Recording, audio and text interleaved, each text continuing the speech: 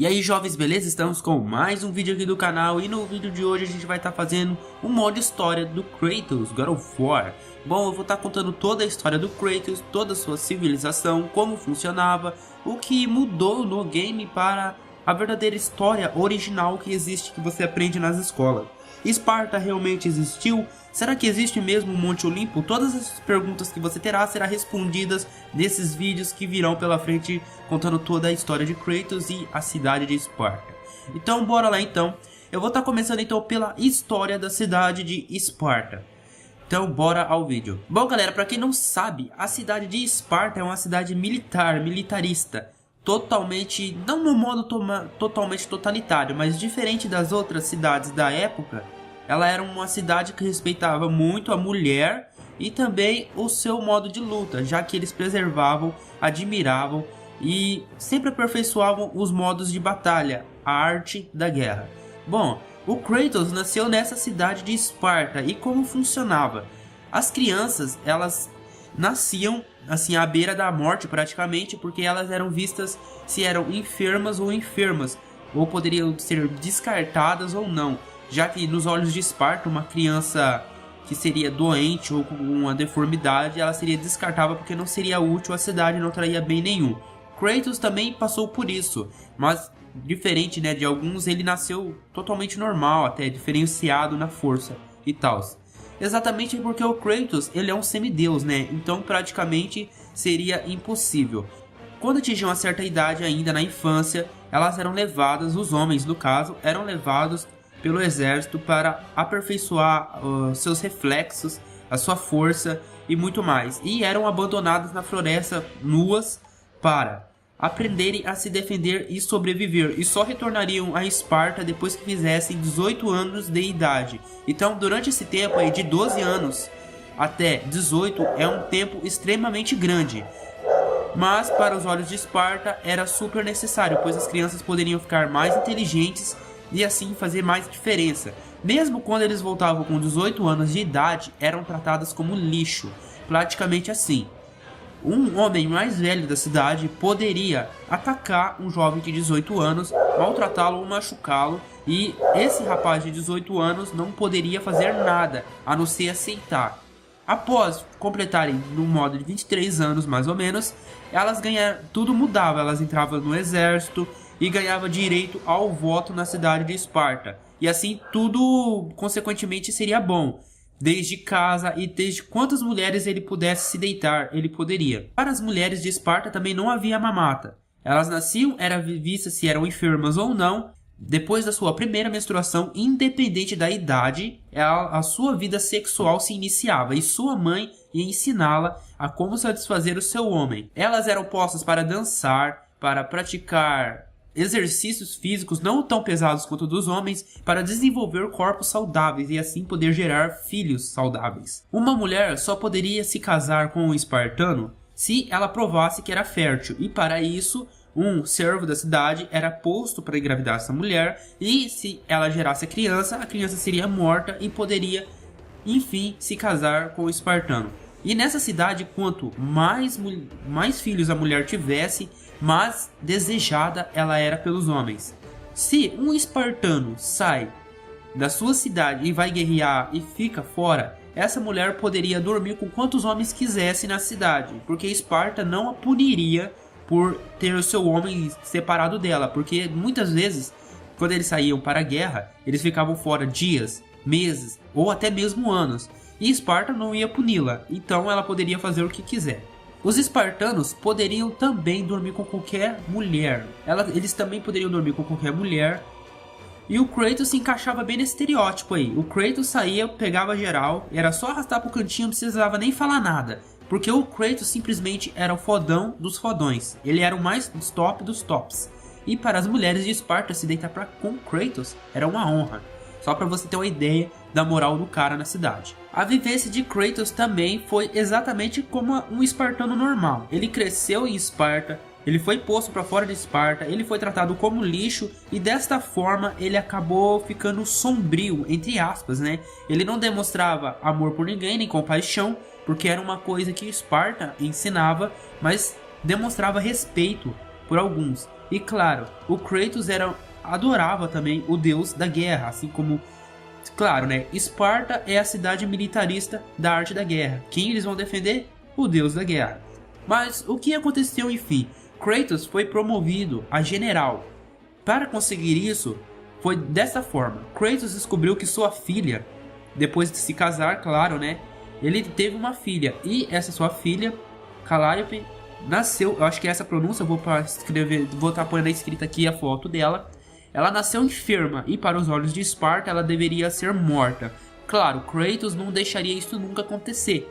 Mas, de primeiro, esse responsável não deixou porque o Kratos era um grande soldado. Então, seria ruim deixar Esparta vazia. Mas, depois, pensando bem, ele viu as conquistas de Kratos e, por respeito a isso, acabou concedendo isso a ele. Então, Kratos partiu em busca da cura para sua filha.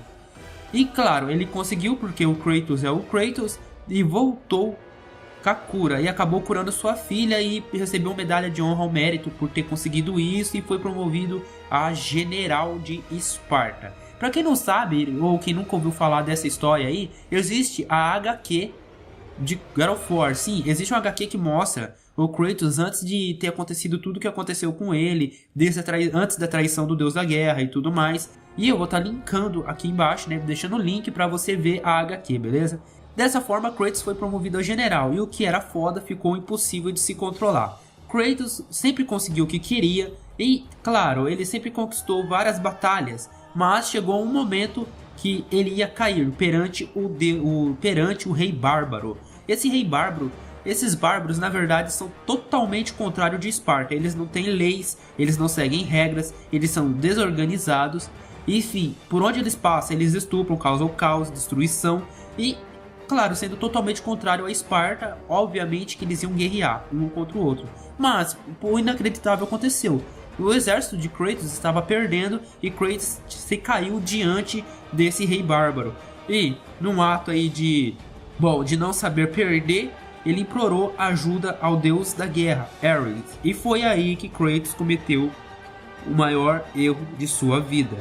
Claro, Kratos se tornou o servo desse deus da guerra, no Ares, né, no caso, eu vou estar deixando a imagem para você ver, e dessa forma ele teve que abandonar todo aquele respeito de Esparta, ordem e tudo mais. Ele ficou cruel e sem coração, né, pior do que já era, e ninguém via mais Kratos sorrir. A sua mulher o confrontou dizendo que ele não sorria mais, ele sempre estava com fúria, sempre estava com ódio e, claro, ele sempre conseguiu o que queria porque com a ajuda do deus da guerra ele facilitava bastante as coisas. Aconteceu que o próprio deus da guerra armou para cima do Kratos, fazendo o quê? Deus da guerra queria que Kratos fosse um soldado, digamos assim, impossível de se parar, sem sentimentos totalmente e invencível. E para isso, o que ele fez? A única coisa que parava Kratos ou fazia Kratos parar para pensar era sua mulher e filha, porque ele ainda tinha muito amor por elas. E o que o deus da guerra fez? Pediu para que Kratos atacasse o Graleiro para destruir lá, porque eles tinham adoradores da Atena. E desta forma, ele pegou e colocou a sua filha e mulher lá. E no meio do banho de sangue, ele acabou matando a sua mulher e filha, se tornando assim o fantasma de Esparta, pois o oráculo da cidade o puniu colando nele toda aquela poeira, todas as cinzas da sua família no corpo dele. Então por isso que Kratos era branco. Imagens de antes mostram que Kratos era moreno e tal. E acabou acontecendo que Kratos ficou totalmente branco, recebendo o nome de fantasma de Esparta. Dessa forma fez com que Kratos odiasse o deus da guerra. Kratos criou coragem para confrontá-los e é aí que entra a história do God of War Ascension. No God of War Ascension você vê que é cronologicamente antes da morte do deus da guerra, antes mesmo do 1. Dessa forma, o que o Kratos fez? Ele teria que quebrar o seu laço com o deus da guerra. O que ele fez? Ele parou de servir o deus da guerra simplesmente. E claro, há uma punição, pois você fez uma jura. Então, o deus da guerra manda para que as fúrias, que eu vou estar deixando o link e o vídeo aí atrás, perseguisse Kratos, fosse atrás dele e o fizesse pagar pela quebra da jura. Dessa forma, torturando-o pela eternidade. Mas acontece que o Kratos acaba matando essas fúrias e também matando um homem que acaba se tornando o seu amigo no meio da batalha, o que é uma coisa muito estranha. Eu vou estar deixando a imagem para vocês verem e o nome também. Esse cara é o filho do deus da guerra com uma fúria. O deus da guerra tinha um plano, o Ares, para quem não sacou, tinha o plano de dominar todo o Olimpo, mas ele precisava de ajuda. E claro, com a ajuda das fúrias, elas acabaram ajudando ele a começar, né, esse sonho louco aí dele. Mas ele queria ter um filho que o ajudasse a destruir os Zeus, né, e todo o Olimpo. E claro, ele teve um filho com uma das fúrias, seria a mistura de um deus com uma fúria.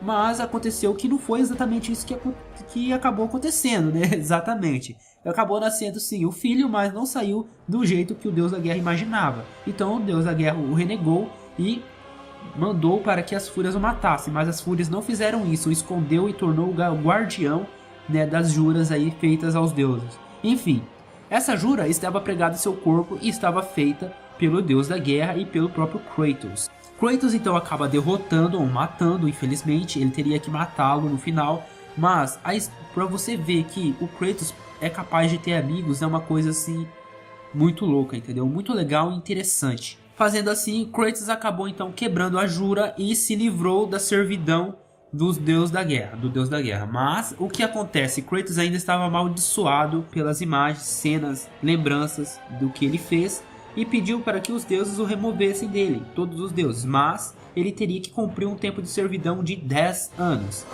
Fazendo assim, ele começou a cumprir esse tempo de servidão e no final desse tempo ele conseguiu o quê? Bom, no final não, na metade desse tempo ele fez muita coisa. E é aí que se encaixa o God of War Chains of Olympus, para quem não sabe, chama do Olimpo. Esse God of War baseia-se basicamente nos 10 anos aí, em alguma era aí dos 10 anos, algum tempo ali em que o Kratos está servindo os deuses, em que o Kratos vai atrás de Morfeu. Morfeu, para quem não sabe, é o deus de um deus muito louco lá que causa sono, mas você não vê ele na saga. Você apenas, como é que eu posso dizer, ouve citar o nome dele. Ele aproveita que o titã Atlas pegou o deus do sol, né, o Hélio, que cuida do sol, da carruagem, sequestra ele e assim a Terra fica sem o sol, então fica noite, escuridão. E Morfeu aproveita isso e deixa os deuses num sono profundo. Então somente Kratos fica livre para poder salvar. Mas o Kratos vai atrás, destrói e acaba matando uma das deusas da morte aí. Deuses não, né? Mulher do deus da morte, mulher de Hades, nada mais nada menos que a própria mulher de Hades. E enfim, acaba matando e assim indo até o Atlas.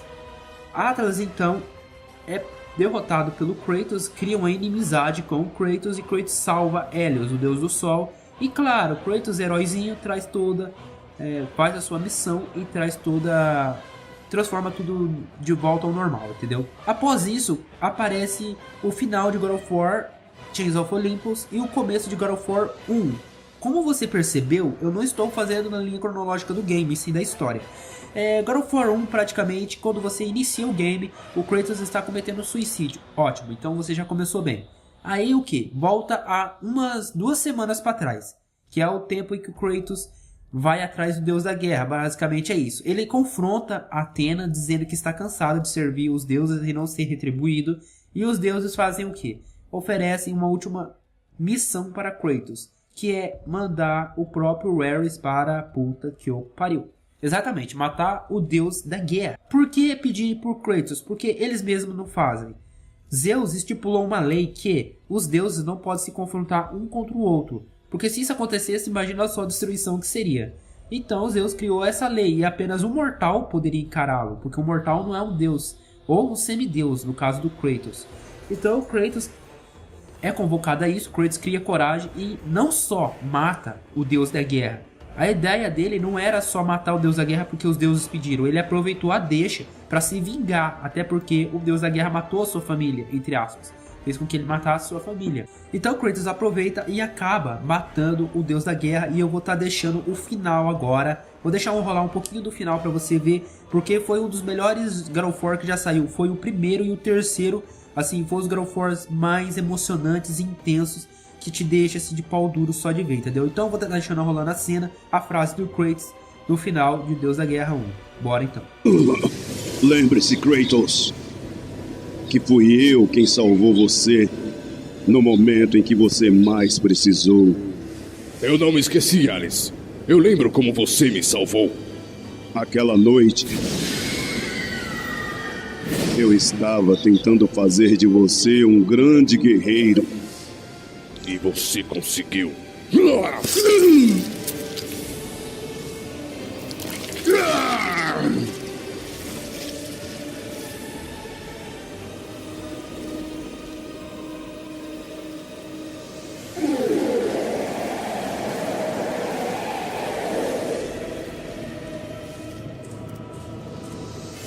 Após esse final maravilhoso, épico, Kratos se torna o novo deus da guerra, só que os deuses não cumpriram o que tinham prometido para ele. Enfim, mas antes de começar... no final de God of War 1, vamos agora para God of War Ghost of Sparta. O basicamente é o que? Kratos está ainda bugado, com o cérebro bugado, porque ele não foi livrado ainda de suas visões. E ele vai atrás de alguma forma de se livrar, alguma coisa do passado, vai atrás do seu passado. Ele retorna à cidade de Esparta como um deus, é adorado, todo mundo respeita, claro. E dessa forma, Kratos quer descobrir onde foi parar o seu irmão e sua mãe. Ele encontra sua mãe e descobre que o seu irmão, Deimos, que é o garoto da profecia. E eu vou explicar agora o que é isso.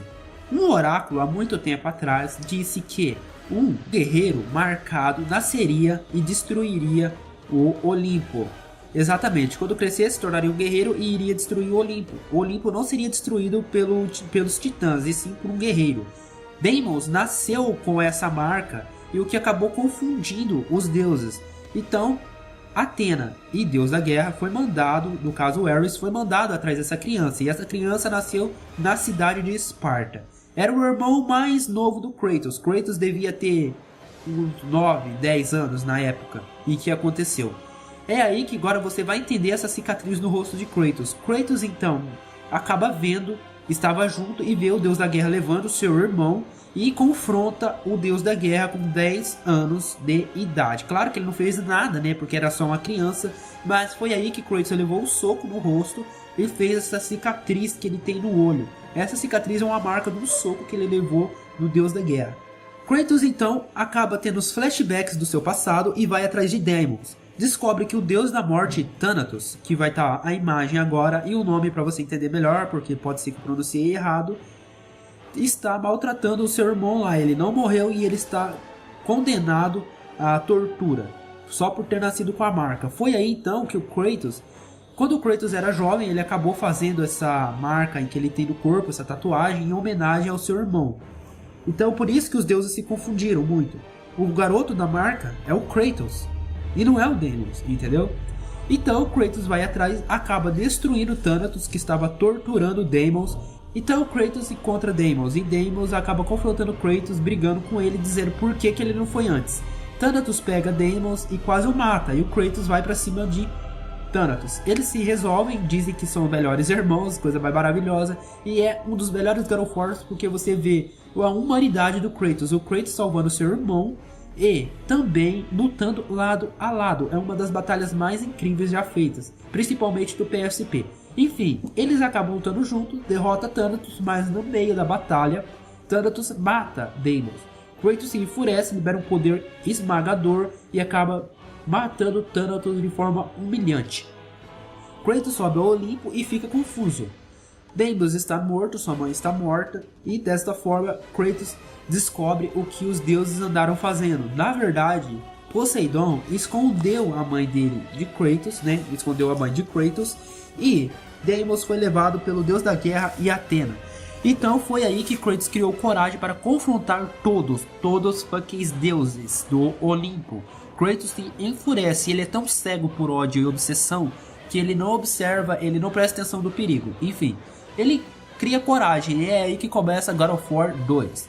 Kratos destrói toda a cidade de Rhodes, praticamente. Kratos vê lá o seu soldado, o último espartano, que eu já vou explicar o porquê. Ele não tem nome, não aparece o nome dele em momento algum na saga. Ele o quê?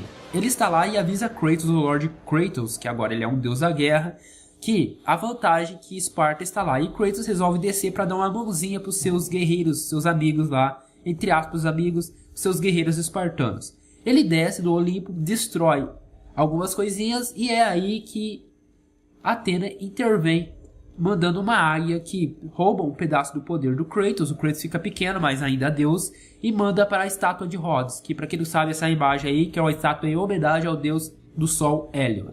Após isso acontecer, ele confronta a batalha difícil e é aí que aparece Zeus, o maior filho da puta que você vai conhecer nessa saga. Zeus, na verdade, é o transão dos transões.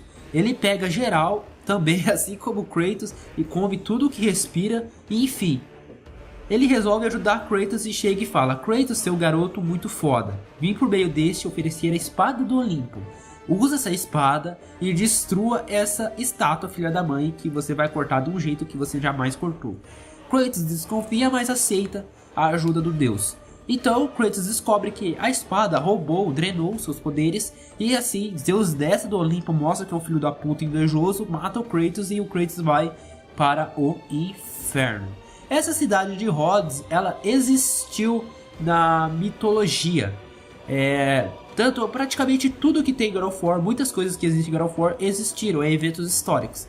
Ela existiu 2000 anos antes de Cristo, se eu não me engano, do século 2 antes de Cristo. Essa estátua era feita toda a bronze e era daquela magnitude. Pra você ver como os caras faziam isso. Essa estátua acabou sendo derrubada por um terremoto que aconteceu, mas em God of War esse terremoto se chamava Kratos. Enfim, jovens, eu vou estar encerrando o vídeo por aqui. O vídeo está muito longo, mas eu vou estar continuando com a parte 2, que é para deixar vocês curiosos, porque é muito foda. E, claro, vocês podem estar deixando o seu like, bater recorde de like. Nunca fiz isso no meu canal, porque, sei lá, não sei porquê. Fazer pelo menos aí, não sei, 1000 likes, galera. Só pra dar uma ajuda e continuar a divulgar o vídeo, porque isso ajuda demais. E, enfim, galera, não se esqueça de dar uma passadinha no canal Hard Pig, que é um canal de Minecraft muito foda, feita pelo Natan, e boa qualidade de áudio e vídeo. E, enfim, você pode estar acompanhando e aprendendo algumas coisinhas básicas aí de sobrevivência em Minecraft. É só acompanhar o canal do Natan, vou estar deixando o card aqui em cima e o link na descrição. Então é isso, galera. Espero que tenham curtido. Não esqueça de curtir, compartilhar, se possível comentar, e se é novo no canal, se inscreve aí. Grande abraço, tudo de melhor sempre. Beleza então, valeu, falou, eu fui, tchau.